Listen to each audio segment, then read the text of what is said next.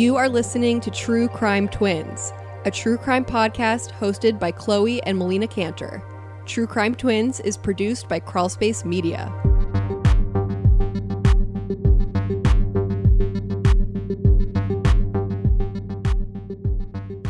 Brianna Maitland disappeared at age 17 in Montgomery, Vermont on March 19, 2004.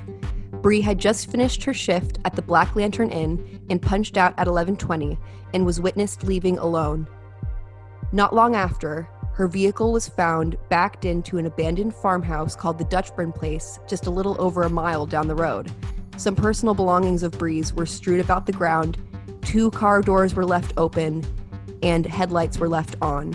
There has been no sign of Bree since, despite many tips and rumors. Last time, on episode 2, I interviewed Brianna Maitland's friend, Katie Manning, who was a classmate of hers at Enosburg Falls High School in Enosburg, Vermont. Brianna was a transfer student there, previously attending Mrs. Qua High School, which was in Swanton, when she was living with her family in Franklin. She had a different circle of friends at that school, including Kira Trombley, who I had the pleasure of speaking with for our episode today. Kira gives some interesting insight onto who Brianna was and what the circumstances were of her life before her disappearance. She also gives some insight on the aftermath.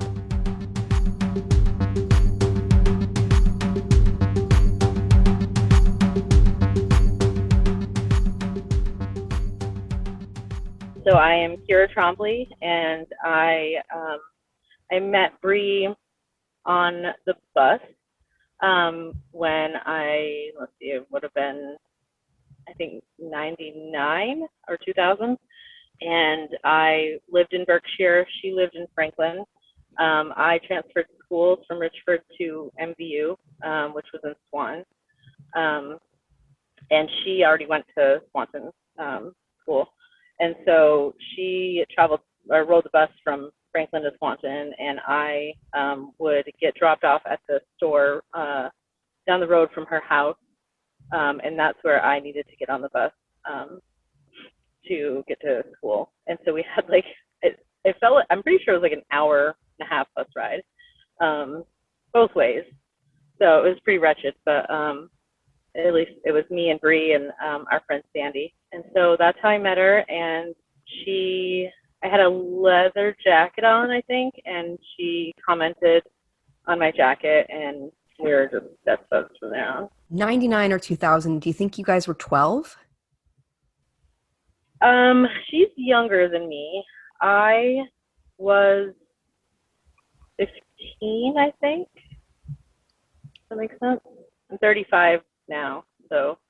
So you were 2 years older than her? Yeah, that sounds about right. Yep.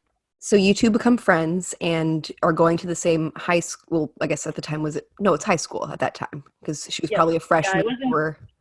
Yeah, I was in 10th grade. So I think she was a freshman. And how long was she at that school with you?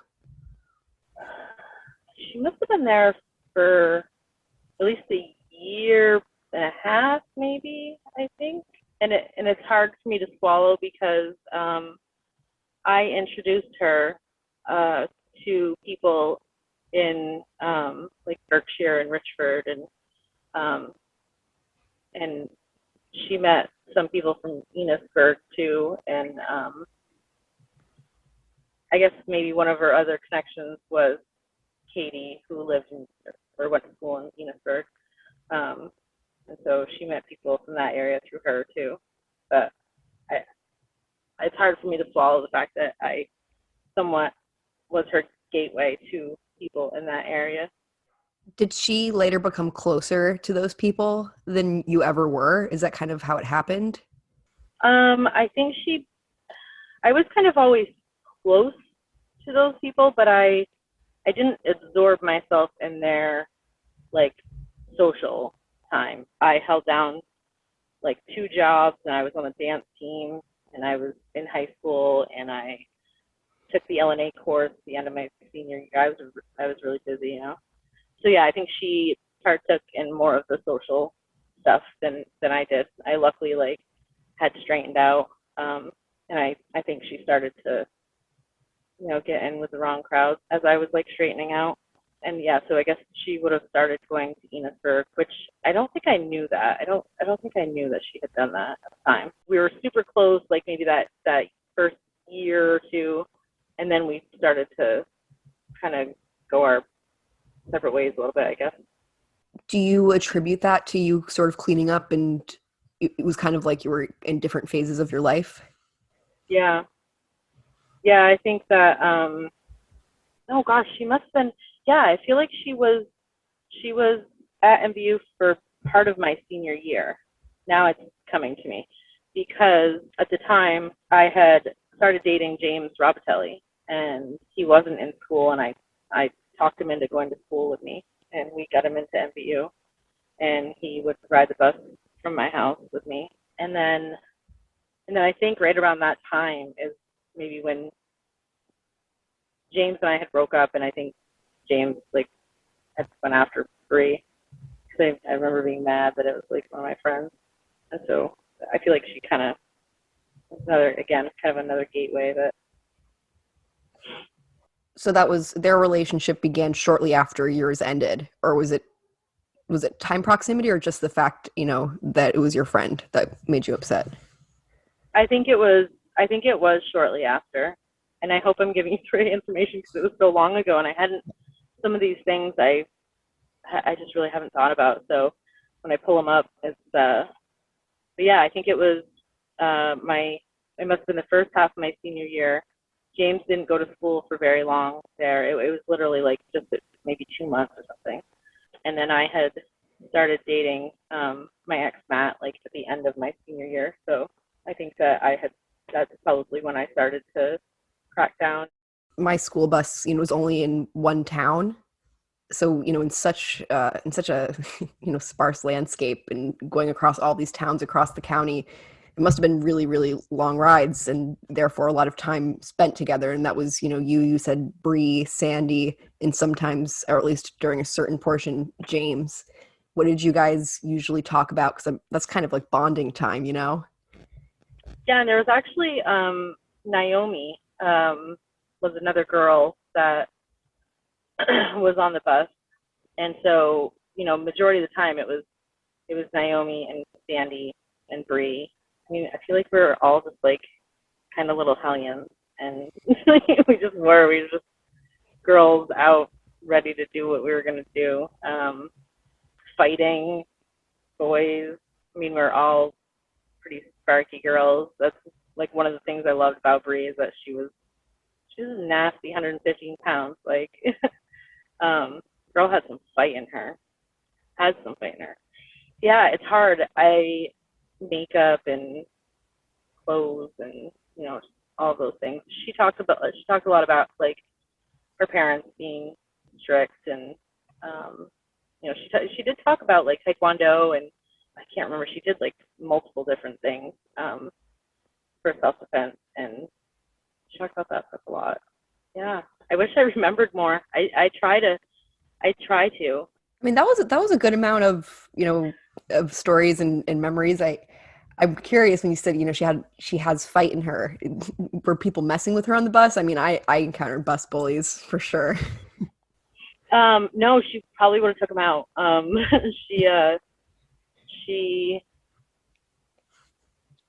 She did, and her parents would know exactly what she did, but I know she did like taekwondo, jujitsu, one of the self-defense things that you handled knives. Like, she could flip knives around and do all this fancy stuff. She had a nasty kick on her. So her and I were so similar to the fact that like we could be really girly and dress up and be all pretty, but behind closed doors, like, we can throw down, we can hang with the boys or whatever. We were both quite tomboyish, and that her and I were very similar on that. We would always talk about her, doing all of that stuff. And she was at one of my parents' friends' house with me one time, and my mom's friend is he was like he's won arm wrestling tournaments like for years. Like he healer, and yeah, I want to see. He's like, come on, and he's like, kick me, go ahead, please, like, just asking for her to do it. And so she's like, okay.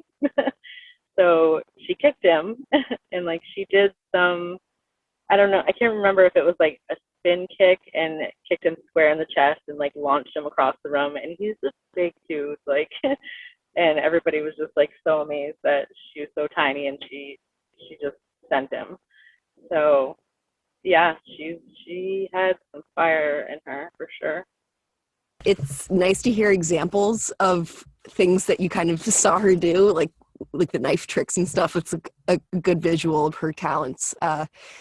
We had talked a couple of years ago off camera, and you had said that the last time you had seen her was your birthday.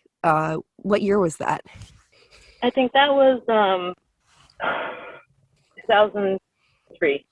So it would have been July 2003. Can you tell me about that? I remember being like kind of mad at her because shown up at my house a few times and had been like drinking and just was just, you know, I don't know, loud and just like unaware of, you know, social, you know, like what was going on, I guess. And so I was like, I had been irritated about it. And so, you know, we really hadn't talked much. And then I don't know if it may have been months that went by and she showed up on my birthday with a candle. And it was green and it was a gel candle. And I had it forever and I don't know where it is now. I don't really remember what we talked about, except for maybe that she had her grandfather's car. I think maybe that was something that we talked about. And I think she might have, you know, mentioned like some of the people that she had been hanging out with, and I feel like I was, you know, a little bit disapproving or worried about her. But I don't remember who or. It was a quick visit. I think I was like, I'm maybe headed to work or something. So you said that you can't remember now who it was that you didn't approve of. I guess just looking back in hindsight, can you think now, like, who you weren't pleased that she was hanging around with? Yeah, I mean, now that I like know some of the people that she was coming in contact with, it could have been a number of any of those people that I would have not been, you know, I've not approved of. But I can't really pinpoint her, you know, saying anything specific. Had she mentioned any of the people that I, you know have had come in contact with her, I definitely would have like, you know, gave her an eye roll and been like, Bree, you don't want to hang out with these people, you know. How did she respond to something like that? Because I wouldn't call it criticism, just, you know, concern. How would she react to that?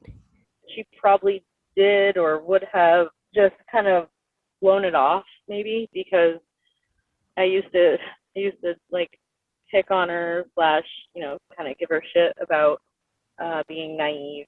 She was just so nice, and you know, I think she was a little bit sheltered in Franklin, and then, you know, maybe went buck wild like every teenager does around here. But I wasn't sheltered, and so I had those like healthy fears, I guess, and she didn't. I was dating Israel Kloof at one point during our friendship, like when we were close. Actually, that was before I dated James. And she ended up meeting Israel, ended up meeting his friend, who goes by Beetle, and he's a super nice guy. And so they were both drove dirt bikes, and so we ended up going with them to Massachusetts or New York, I can't remember which, to a professional dirt bike race, which was fantastic. I just remember Bree being there, and I'm like, stay close to me, and I'm like, stop, like, where are you going? Like, I can't see you, like, and she's like, it's fine. I'm like, no, it's not. You're pretty and tiny, like, someone's gonna steal you, like. And she's like, here, stop, you know, like that was kind of a dynamic that happened between us. I remember that we bought like the Fox emblem tank tops she bought a red one and I bought a blue one. So that was a good memory that we had together. It sounds like a fun day, and it definitely, I mean, it's almost like a foreshadow. We obviously don't know what happened, but you had this sort of dynamic where you were kind of like the mom friend or the mother hen, it seemed, and you just said, you were afraid someone was going to grab her, and that could be a potential outcome to this story. And the naivete, or the sheltered sort of perspective on the world, kind of just assuming the best in people, is definitely something that everybody says when you ask them about Bree. Anyone that knew her, like, they're all going to say that. And I mean, I feel like I was that way, and most teenagers are that way, but it was almost like a step further with her. Yeah, and it's in my heart breaks for her parents, because I know, like, their intentions of sheltering her was, to like give her that good simple life and to keep her safe. And she had a fire in her. No matter what, like, that fire was going to happen as soon as she was unleashed, and she was social. She's just a social butterfly, Right. And yeah, and of course, none of this is a criticism to her parents. When we say that she was sheltered, of course, I would never criticize anything that they did. Both of us, have children. We were talking about before we recorded that we both have very rambunctious, strong, willful young girls. So, I mean, everybody is trying to do what's in the best interest of their kid, or, all the good people in the world are. And it's these tragic stories happen, and it's not their fault. It's like you said, she had this fire in her, and these circumstances all together kind of created this issue that you, as a protective friend, saw and were concerned about. I did want to say that, Bruce Maitland, Brianna's dad, made the comment that you were a true friend. You are a true friend to Bree. And I just think that's very powerful, because even though you weren't really talking close to the disappearance, I mean, that kind of resonated with him, the way that you treated and looked after her. Thank you for telling me that. That means a lot to me. You're welcome.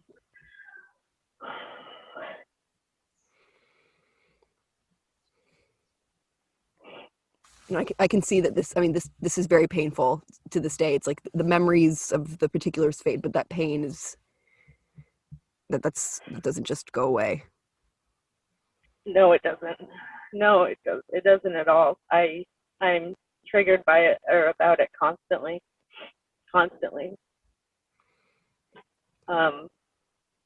It's changed my life significantly.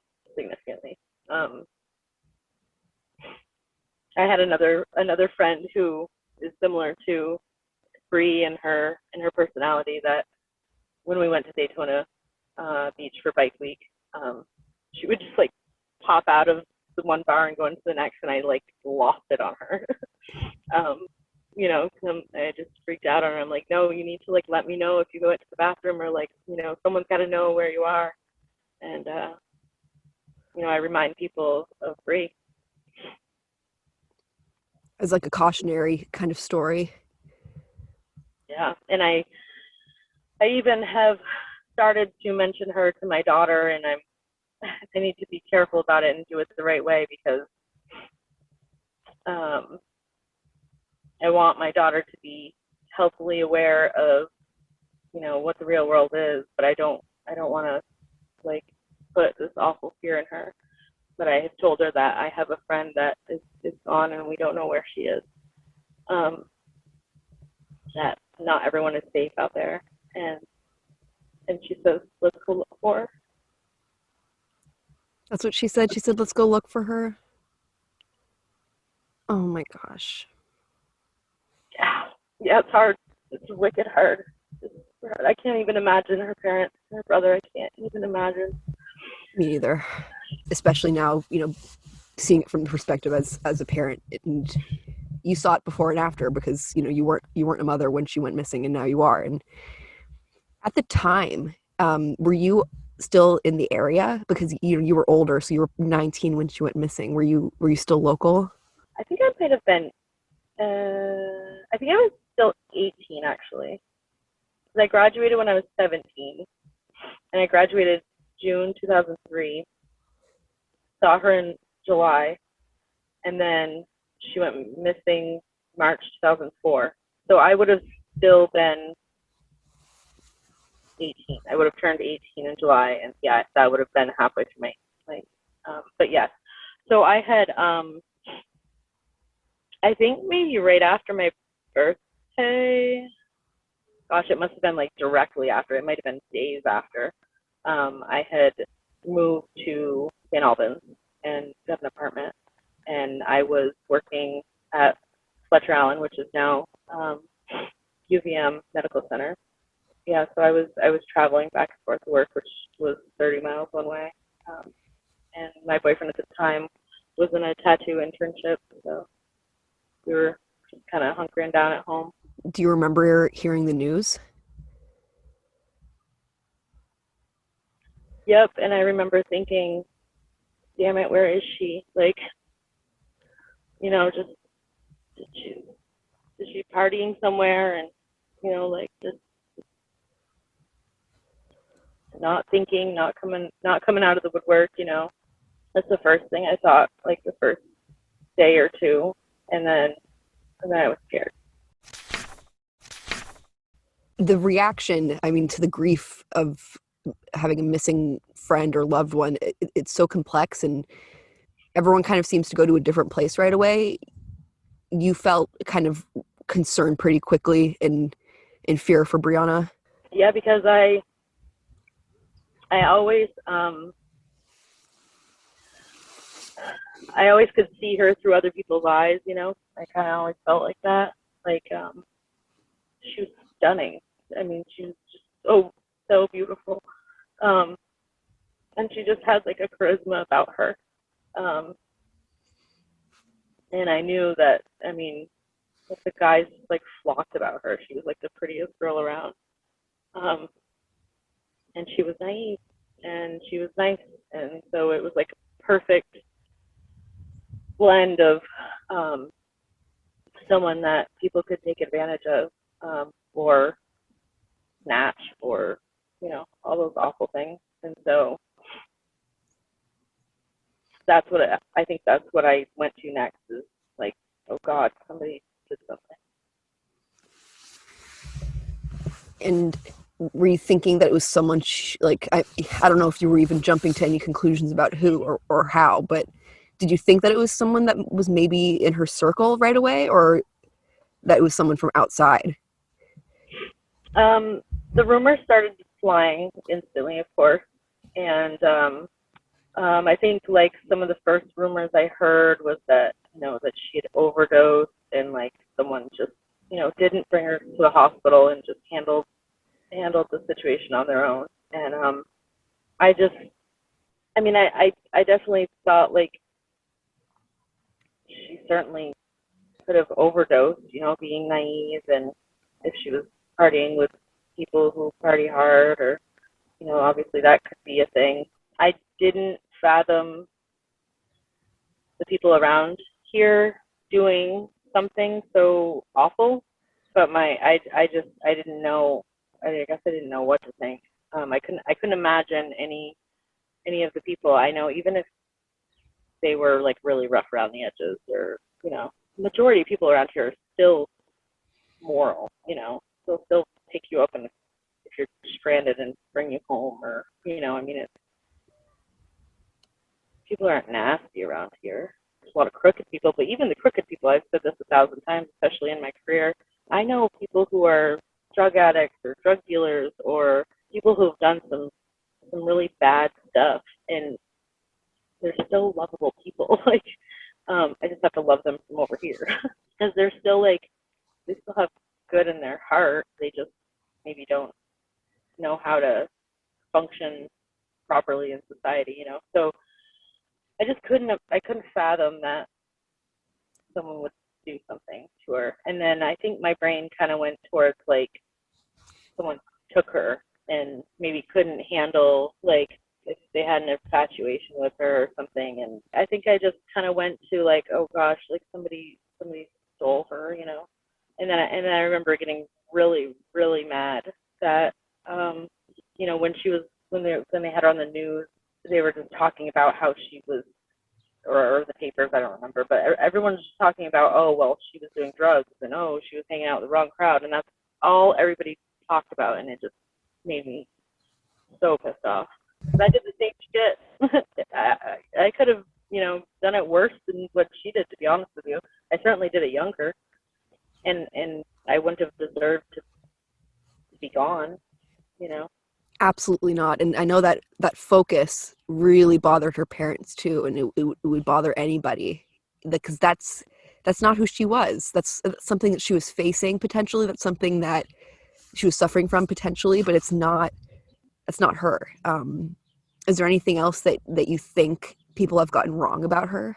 I just think that she was a kid, she was a teenager, and it just pisses me off so much that people focused on that, because 99% of the people around here did the same damn thing, because we just would rebel once we get that chance, and some of us walked away unscathed by it, and out of shit luck or whatever, she didn't. And it's just so disgusting that those things would even be brought up. I mean, it doesn't, it has something to do with who she was around, but let's let the investigators worry about that. Let's, just the fact that people focused on that is so disgusting.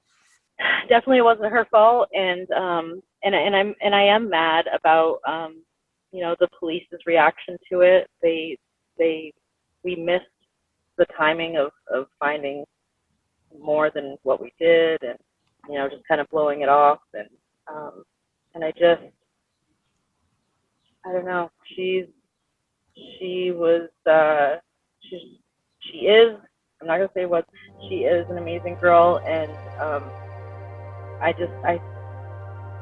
still have hope that I'll maybe get to see her someday.